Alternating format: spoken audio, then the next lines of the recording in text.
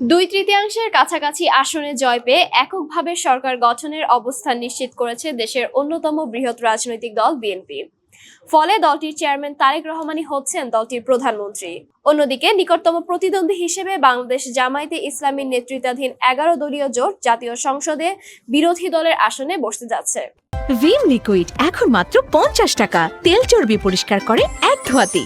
এর আগে বিএনপির পক্ষ থেকে ঘোষণা দেওয়া হয়েছিল দল ক্ষমতায় গেলে চেয়ারম্যান তারেক রহমানই হবেন প্রধানমন্ত্রী। এবারের নির্বাচনে তিনি প্রথমবারের মতো অংশ নেন এবং ঢাকা 17 ও বগুড়া 6 এই দুটি আসনেই জয়লাভ করেন। সর্বশেষ 1988 সালে এরশাদ আমলে কাজী জাফর আহমেদ প্রধানমন্ত্রীর দায়িত্ব পালন করেছিলেন। এরপর 1990 সালের পর দেশে আর কোনো পুরুষ প্রধানমন্ত্রী আসেননি। দীর্ঘ সময় ধরে বিএনপির সাবেক চেয়ারপারসন খালেদা জিয়া এবং আওয়ামী লীগ সভাপতি শেখ হাসিনা সরকার প্রধানের দায়িত্বে ছিলেন। দুই তৃতীয়াংশ আসনে জয়ী বিএনপির হাত ধরে আবারও পুরুষ প্রধানমন্ত্রী পেতে যাচ্ছে বাংলাদেশ।